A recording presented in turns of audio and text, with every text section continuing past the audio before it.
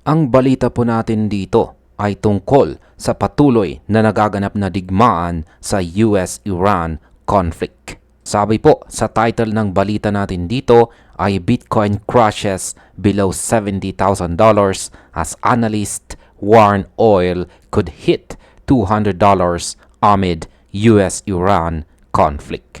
Meron po tayong isang madilim na umaga para sa crypto market ngayon, sapagkat ang psychological support na $70,000 na pilit po nating pinanghahawakan ay tuluyan na pong gumuho. Si Bitcoin ay nakaranas ng higit sa 4% na pagbagsak sa loob lamang ng ilang oras, at kasalukuyan po itong naglalaro sa paligid ng $69,200. Pero hindi lamang ito simpleng market correction. Ang tunay na dahilan ay mas malalim at mas nakakatakot, kung saan ay nahaharap po ang mundo sa tinatawag na largest energy crisis in history. Dahil po sa lumalalang gyera sa pagitan ng US at Iran, nagbabala ang mga analyst na ang presyo ng langis ay pwede pong pumalo sa $200 bawat barrel. Sa video na ito ay pag-uusapan po natin ang numerical data mula sa TradingView, ang babala ng mga energy experts mula sa University of Oxford, at ang naging pahayag ni US Treasury Secretary Scott Bessent. Bakit nga ba ang krisis sa Strait of Hormuz ay tinuturing na major handbrake sa ekonomiya ng mundo at sa pag-akyat ni Bitcoin? Handa na ba kayong malaman ang katotohanan sa likod ng muling pagbagsak ng market? At simulan po natin kay Bitcoin at ang kanyang $70,000 psychological barrier. Mula po sa intraday high na mahigit $71,000 nitong nakalipas na araw, si Bitcoin po ay bumulusok pababa. Ang pagbagsak sa presyong $69,200 ay hindi lamang po basta numero. Ito po ay pagpapakita ng matinding sell pressure dahil po sa takot ng mga investors sa inflation. Ayon po sa data ng TradingView, nawalan ng mahigit 4% ang value ni Bitcoin sa loob lamang ng isang araw. Sa aking opinyon, nakikita ko po rito ang tinatawag nating panic sentiment. Kapag si Bitcoin ay bumagsak sa ibaba ng isang round number, gaya po ng $70,000, nagtitrigger ito ng mga stop loss orders ng mga traders na lalong nagpapabilis sa pagbaba ng presyo.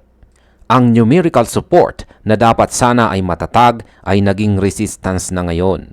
Sa tingin ko po, hanggat hindi po kumakalma ang balita tungkol sa energy crisis, mahihirapan po si Bitcoin na bumalik sa $72,000 price level.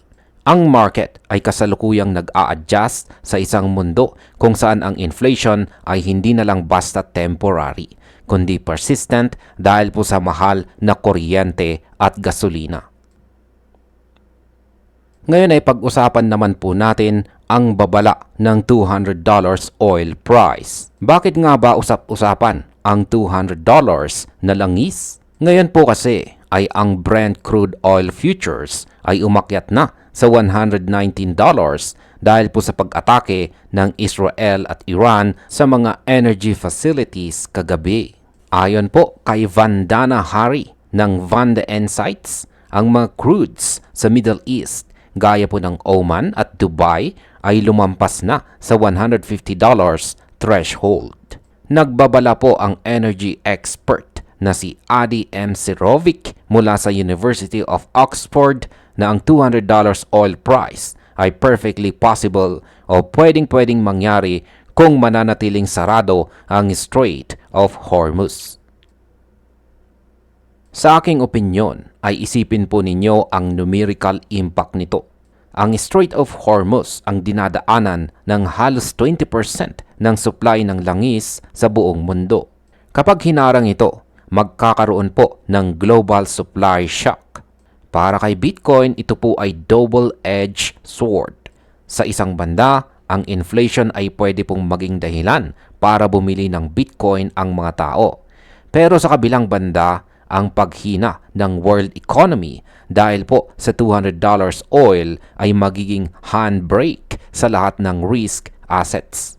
Ang numerical data ng PPI inflation na nasa 3.4% na bago pa man ang gyera ay isang malinaw na hudyat na lalong hihigpit ang sinturon ng Federal Reserve. Ngayon ay pag-usapan naman po natin ang pahayag ni Scott Bessent at ang Fed. Sa isang interview sa Fox Business, si US Treasury Secretary Scott Bessent ay nagbigay ng numerical na kalinawan. Sabi niya, no plans for financial intervention. Ibig pong sabihin, hindi makikialam ang gobyerno sa financial markets para pigilan ang volatility ng langis. Ang tanging opsyon na tinitignan nila ay ang paglalabas ng langis mula sa Strategic Petroleum Reserve at ang posibleng pag-alis ng sanctions sa Iranian oil. Tandaan po natin ang sinabi ni Jerome Powell kahapon. Walang rate cuts hanggang walang progress sa inflation. Ngayong umaakyat po ang langis, ang numerical expectation para sa rate cuts ngayong taong 2026 ay mabilis na bumababa. Sa aking opinyon, dito natin makikita ang perfect storm.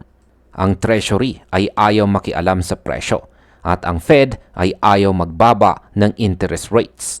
Ibig pong sabihin, hinahayaan nilang ang market ang humanap ng sarili nitong bottom. Para sa mga crypto traders, ito po ay senyales ng extreme caution. Ang numerical data ay nagpapakita na ang mga investors ay nagbabawas na ng kanilang exposure kay Bitcoin dahil po sa takot na baka magkaroon ng long-term high interest rate environment. Ang kawalan ng intervention mula kay Bessent ay nagbibigay po ng mensahe na kailangang maging handa ang lahat sa mas matinding volatility sa mga susunod na linggo. Ngayon ay pag-usapan naman po natin ang tungkol sa inflation data at ang kinabukasan ni Bitcoin. Huwag po nating kalimutan ang PPI data na lumabas kahapon. Ang inflation ay nasa 3.4% na noong nakaraang buwan. And take note, wala pa ang gyera sa Iran dyan. Ngayong may gyera na at tumataas ang energy prices, inaasahan na ang susunod na inflation report ay magiging red hot. Ang numerical forecast para sa inflation ay pwede pong bumalik sa 4% hanggang 5% level. Ang market commentator na si The Kobasi Letter ay nagsabi na tayo ay nahaharap sa largest energy crisis in history. At narito na po ang aking kabuang opinyon tungkol sa balitang ito. Huwag po tayong magpanik, pero maging alerto. Ang pagbagsak ni Bitcoin sa ilalim ng $70,000 ngayon ay bunga ng isang global energy crisis na wala sa kontrol ng kahit sinong trader. Ang numerical threat ng $200 oil ay seryoso at pwede pong magpabago sa takbo ng ekonomiya ngayong taong 2026. Ngunit tandaan po natin, si Bitcoin ay limited supply asset. Habang ang fiat currency ay nahihirapan dahil po sa inflation at gera, si Bitcoin ay nananatiling decentralized. Ang kasalukuyang crush ay isa pong pagsubok sa ating disiplina at conviction. Manatili po tayong nakatutok sa numerical updates at huwag po tayong magpadala sa ating emosyon. Ang market po ay palaging nagbibigay ng pagkakataon sa mga taong marunong maghintay at may malinaw na exit strategy. Manatiling ligtas sa ating mga trades at lagi po nating tandaan na sa gitna ng krisis, ang kaalaman ang ating pinakamahusay na sandata. At hanggang dito na lamang po tayo sa video na ito mga ka-crypto. Marami pong salamat sa panunood.